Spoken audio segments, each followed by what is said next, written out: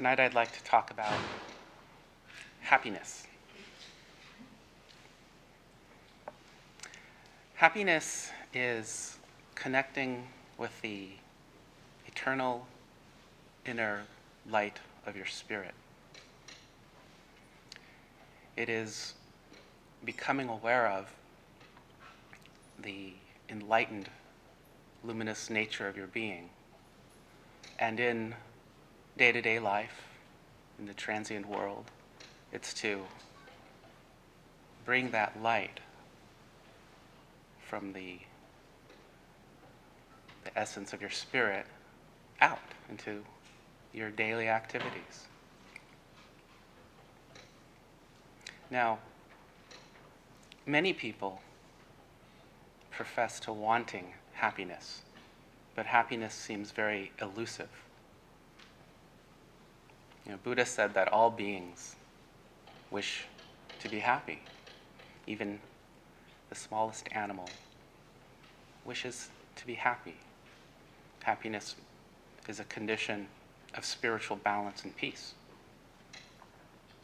Yet, when you go about seeking happiness in the wrong way, you don't find that peace that you seek. So in Buddhism, we find a pathway to happiness. Now, some people think that happiness is overrated. They think it's, for children. They look at what their ideas of happiness is, and they say, "Oh, that's for, fancy people, children, and things like that." There's more important things in life. There's more significant things than just happiness. But that is an incorrect view, because happiness is true spiritual balance. It's satisfaction in a crazy world. Happiness is powerful. It's not weak. So, someone could say, "Oh, happiness is when you're giddy and hyper and hysterical and grinning and laughing." If I was that way all the time, I'd be tired, exhausted. I would exhaust myself with happiness. And so that's a little bit part of happiness. It's easier to smile, it's easier to laugh. However, that's not happiness. Happiness is much more broad. Happiness isn't a transient joy. Satisfying a desire can bring a transient joy, and you're happy for a little while, and you might be giddy and smile. And so some people look at that and say, "Yeah, that's happiness, and that's not, powerful. There's something more significant in life." But that's not happiness. That's just a transient joy. Happiness is truly getting in touch with your eternal side, seeing life in a greater truth, coming to a true spiritual balance and strength. This is something that is not, finite, but it leads to an eternal awareness. So happiness is actually very profound, not trivial. So when we look at happiness, we look at it in a much more broad sense than perhaps our own experience of transient joys. Because happiness brings you to true satisfaction. And when you lack that awareness, then you're stuck. You're stuck in suffering. And even though people say, "Oh, happiness is just for children," or something, happiness is something that brings you out of suffering. So when we examine our lives and we say, "Oh, yeah, I want to be out of pain, out of suffering," the way is to find that happiness, that inner light.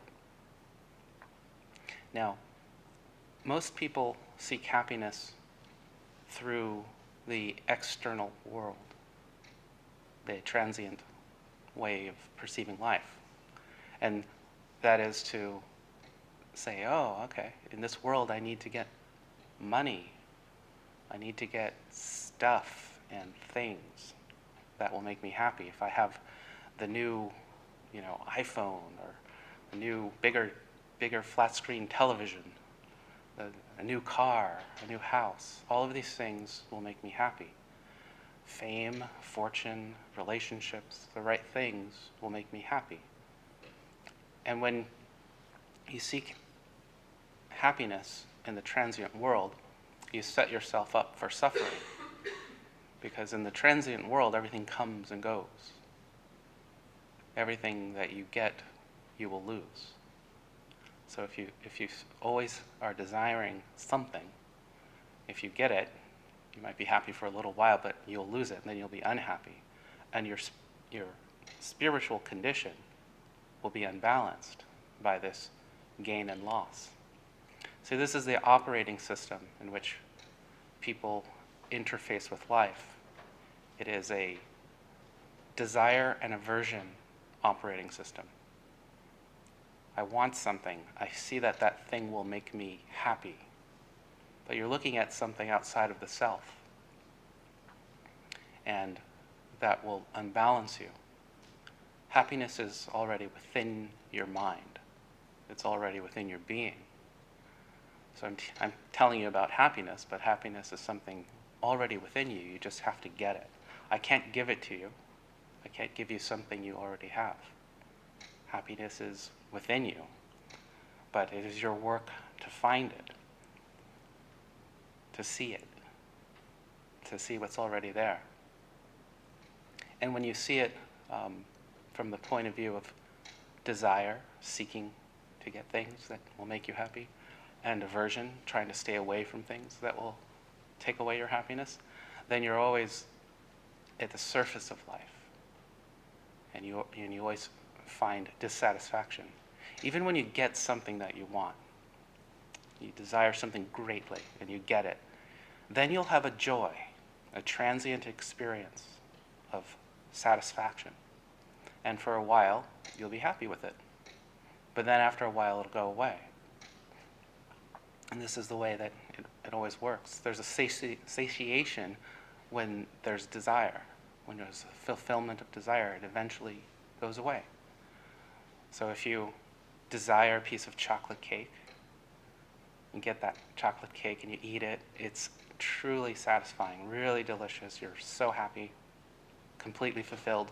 And then after you finish it, you say, well, since that made me so happy, let me have another slice of cake. And maybe that one also is like really, really, really, really good. And then you say, well, that was, pretty happy. Let me go again, another slice of cake. Probably on the second or third slice, you start to say, well, it's good, but it's not, it's not, at first it was like, wow, amazing. And then you've built this concept that chocolate cake is your happiness, so then you get another slice of cake. So you're on your fourth or fifth piece, and then you start to get sick of chocolate cake, right? And then you just keep shoving it in your mouth. And you realize after a while that this thing that brought you joy and happiness and satisfaction in the beginning, it ends up making you sick. The last thing you want to do is eat another slice of chocolate cake. So this is the way that desire works. You'll desire it, and if in reaching that desire, if it makes you happy, then you're setting yourself up for unhappiness. You're going to lose it. It's going to go away, or you're going to get too much of it, get sick of it. It's the world of desire. Buddha said it could rain gold, and still your desires will not be quenched. You'll desire one thing after another after another. There's no way out when you're in this operating system of desire and aversion. The way out is to go beneath it, beyond it. When you achieve desires, when you get the perfect thing, you think that your life is great, but then you could lose that thing. So it either changes into something you're tired of, or you lose it, and then you suffer. So I remember I had a student who listened to the teachings and said, oh, I don't need to meditate. I don't need to practice mindfulness. I'm already happy. I've got the right girlfriend and the right job.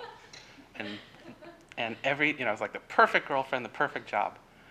And then I talked about the transience of these things. And he's like, yes, I'm completely happy. And then a little while later, the girlfriend leaves him and he loses the job. And that is a moment for him where he saw unhappiness.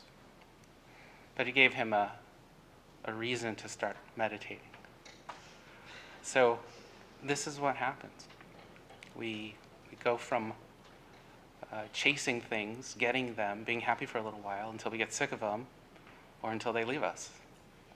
And that whole way of operating always leads to, in the long run, spiritual dissatisfaction. Now, my teacher had a couple ways to find happiness. One is the simple way, and one is the profound way. And the simple way is profound, and the profound way is simple. One is the outer way, one is the inner way. So the outer way, the simple way, he had a koan. And the koan is, happiness is a warm puppy. Now this koan is like a spiritual kind of riddle. And if you reflect on it deeply, then you come to an understanding of this truth. A spiritual truth in the funny little saying of happiness is a warm puppy. So when you're in a unhappy state, when you look around and you just see difficulty, hardship, pain, and you don't see any joy and happiness in life, then you're in a bad state of mind. That's a limited understanding of life. Life is tremendously beautiful. In truth, life is wonderful. There's ecstasy and beauty everywhere. But when you don't see that, then there's something wrong in your outlook on life. So what you should do is drop the things that are covering up your view of happiness. So if you have anger, you drop anger. You have jealousy, you drop jealousy. You have desires, drop the desires. If you drop these things, you'll automatically elevate to a higher state of mind. Your view of life won't be so dark and limited. And when you're in a higher state of mind, then happiness is automatic. You don't have to try to do anything to be happy. There's just a simple happiness because you've let go of the things that hold you into in a dark state of mind. So happiness is a warm puppy. If you reflect on it, it means that happiness is automatic. It's simple. It's easy. But you just have to drop things that block you from happiness. So this is the outer way. It's a way of mindfulness. It's a way of observing your mind and seeing when there's negativity. And when there's negativity, directing your mind away from it to something positive. And the moment you drop dark thoughts, negative thoughts, disturbing emotions, the moment that you let go of them, you go from a lower, darker, limited state of mind where there's suffering, pain, and no happiness. You automatically go to a high state of mind where everything's simple, where happiness is automatic. So this is the first step in the practice. Now, I'm very happy. I've learned to be happy through these practices.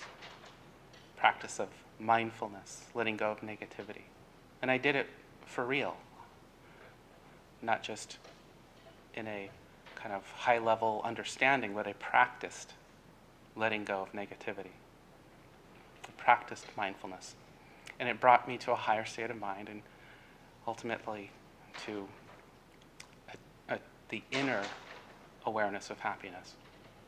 Now, I learned this from my teacher. So I'm very happy, but when I met my teacher, I wasn't. I was in great negativity, great anger, great suffering. And then I learned from my teacher these ways, these practices. He was very happy, and I learned the practices that brought me to this great inner peace. So this is the good news. The good news is that there's a way. I found someone who knew the way. I practiced the way that my teacher taught, and it brought me into great happiness, great satisfaction. The inner way is what really worked for me. So the way of mindfulness, dropping negativity, reflecting on the koan is one aspect, but the way that I came to great abiding peace and happiness is through contact with light. This is what we do in meditation. So there's the inner light. There's fields of light, dimensions of light, planes of light. They exist in your mind. They are your spiritual, illuminated aspects. So when you stop thought and you direct your mind towards light, you enter into these dimensions of spiritual illumination. And in that light, you come to greater truth and awareness. So there's this inner light that we focus on. This is the profound way, the inner way towards ultimate happiness. When you connect with this light, this inner spiritual light, in Buddhism we call it the clear light of reality, the Dharmakaya.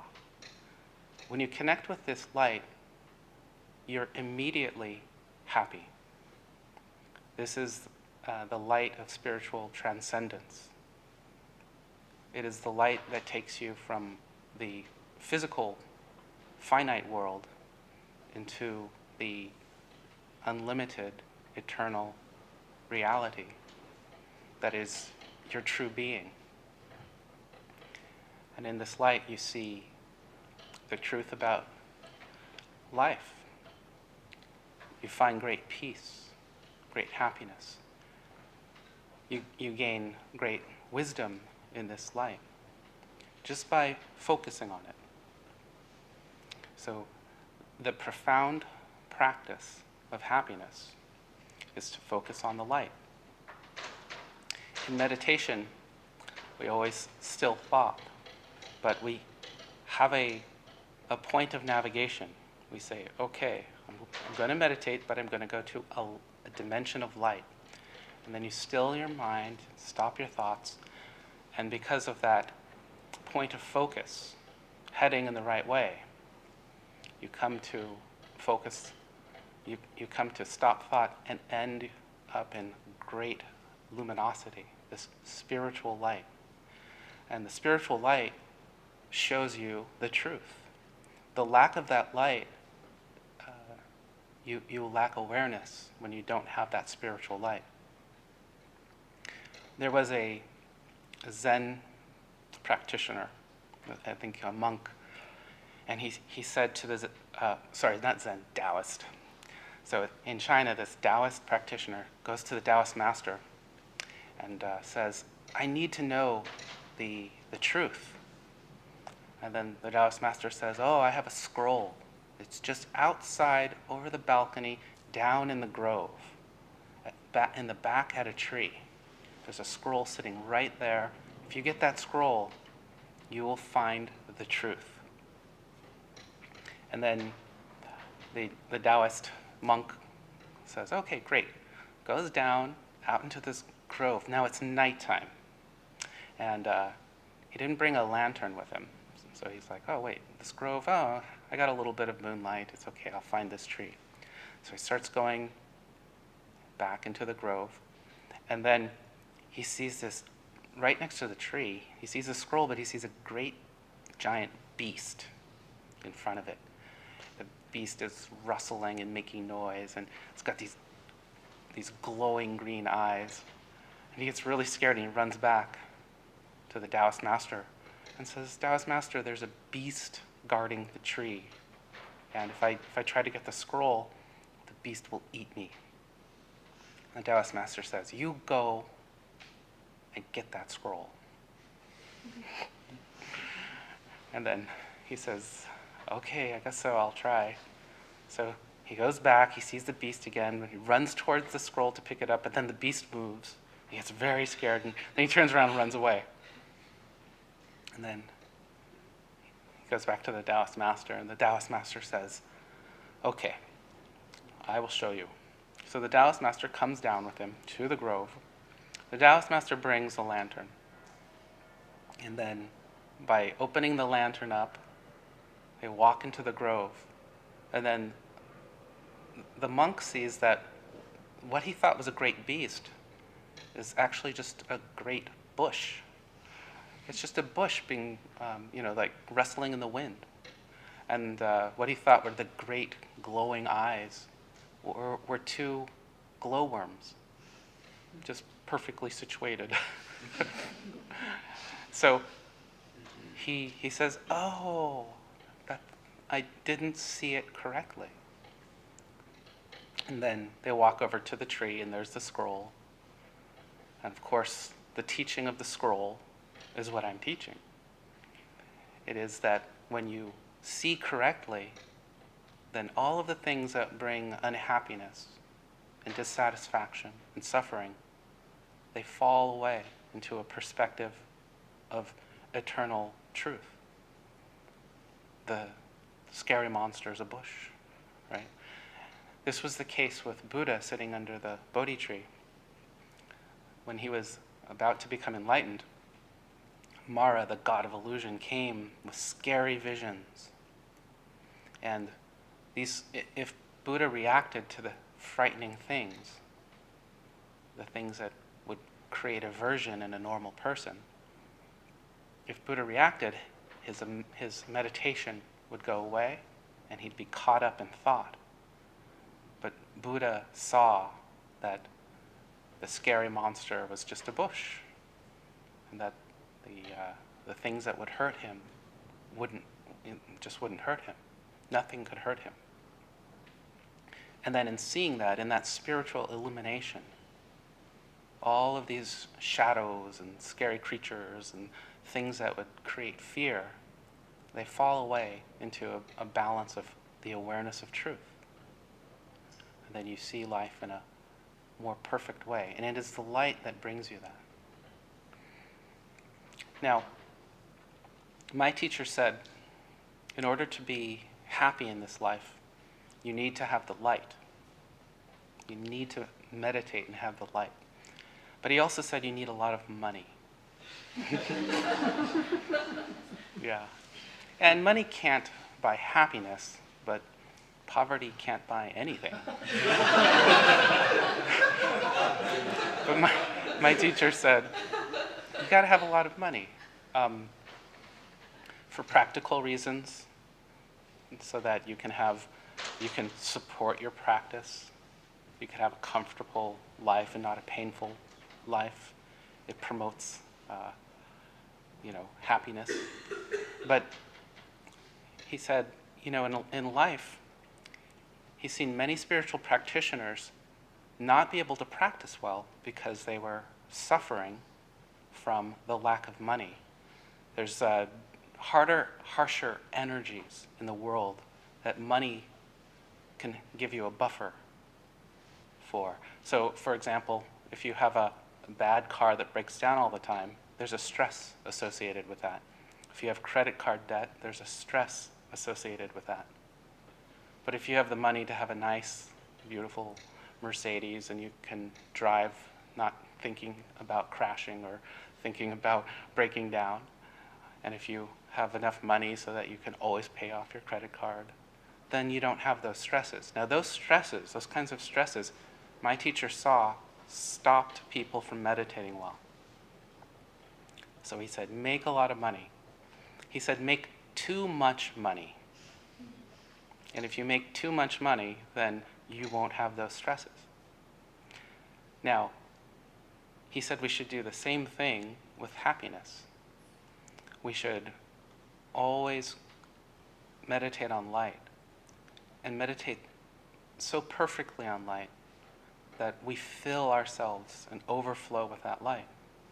And that light is part of our meditative experience, but it's also part of our experience in our day. Everywhere we go, we've connected so strongly to these inner dimensions of spiritual illumination that it's not just in a moment of meditation. It's something that we perceive all the time. So he said, be so full of light, so full of happiness, that when you're facing the ups and downs of life, you're still happy. You can be happy in sickness. You can be happy in all sorts of difficulties. You can be happy facing death, because you're so connected with these eternal dimensions of spiritual light that when you're facing even death, you're illumined. Your spirit is looking beyond the transient of life and death and seeing that this light goes beyond it. In the light of the spirit, you see the truth. You come to know life in its greater reality. You see that you are no different than that light. In the light, as we meditate, we gain wisdom. We come to just know the truth about the way life is.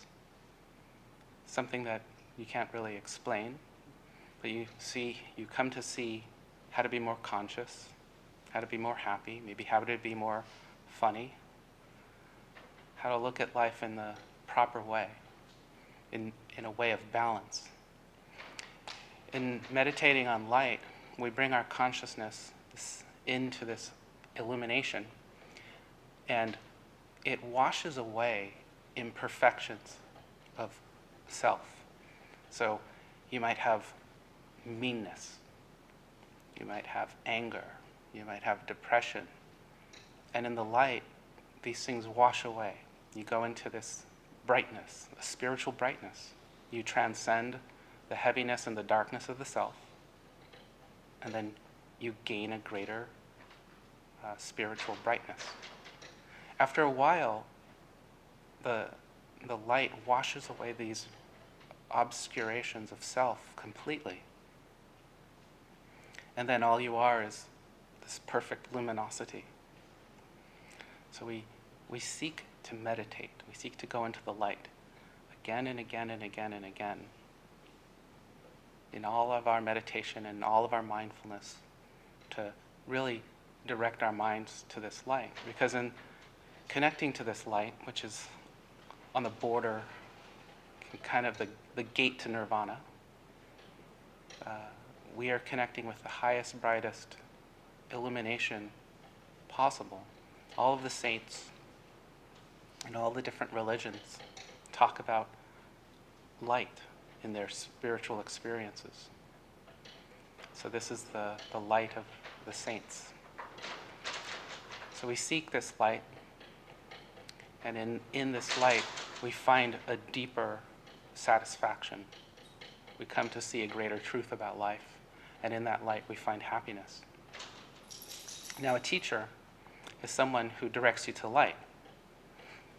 Sometimes, once in a while, somebody who's spiritual or not spiritual might have an experience of light, and it is a spiritual experience. They might be walking in the woods, down at the beach, meditating, praying, and they have some sort of bright experience.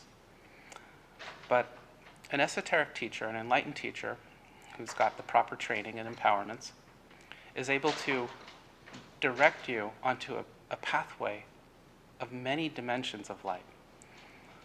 In one lifetime, you might find a few experiences of light on your own, but when you come to a teacher of enlightenment, they're able to direct you to many thousands of dimensions of light in a constructive path of building up luminous awareness. These dimensions of light are endless, they're infinite, and there's thousands of them. And there's a certain path in our school of following these dimensions of light. And the teacher is someone who directs you to these dimensions. It's inward because it's an esoteric teaching. They demonstrate the dimensions of light by showing you when you meditate with them. And you're able to go back into those, following these esoteric teachings and these demonstrations of light. A teacher can bring you right up into the light, just sitting with them. This is a kind of empowerment of light. So a teacher is a great aid in finding this powerful inner happiness. So you want to choose happiness, not joy, not fulfillment of a desire, but you want to orient yourself to spiritual balance, a deep, profound, eternal happiness. And you want to find that in mindfulness and meditation. It's a choice that you make. You can choose happiness and direct your life towards that. And then you bring, the full power of your mind to the right pathway to success in life, the right pathway out of difficulty. And my teacher had a couple exercises for this. One is to smile. When you smile, you start feeling a little bit better. And he gave us a practice of, in meditation, smiling. So when you meditate, if you smile, then you're connecting with good energy. And he said after meditating, just spend a few minutes focusing on happiness. Not something that made you happy once, not the fulfillment of a desire, but this is actually a meditation on the essence of happiness. So after a meditation session where you're focusing on chakras and light, then you just sit for a few minutes with a smile on your face. The smile is the key. And just focusing with your inner being, trying to reach the essence of happiness. Be grateful, be happy, feel the wonder of life. And I found that in this practice, it's very, very beautiful. It brings you into a deep awareness of happiness. Another practice that he gave was to be mindful of happiness in your life, in the beauty of the world, the beauty of your life, at all times. So after your meditation, when you're driving to work or at the gym or whatever, you just look around and you see the beauty of your life, the beautiful things in your life. And you see in that beauty happiness. Find all the places that you have help, where you're grateful, and you find happiness in that experience. Just look throughout all the things touching your life, and you can see that your life is happy. The only way there's no happiness in your life is when you're grasping at things that make you unhappy. So this is letting go of that which is unhappy and seeing that already within your life there's nothing lacking. Everything that you need to be happy exists already. It exists in your mind, and this is a practice of seeing it in your life. So this is the Buddhist consideration and pathway to happiness.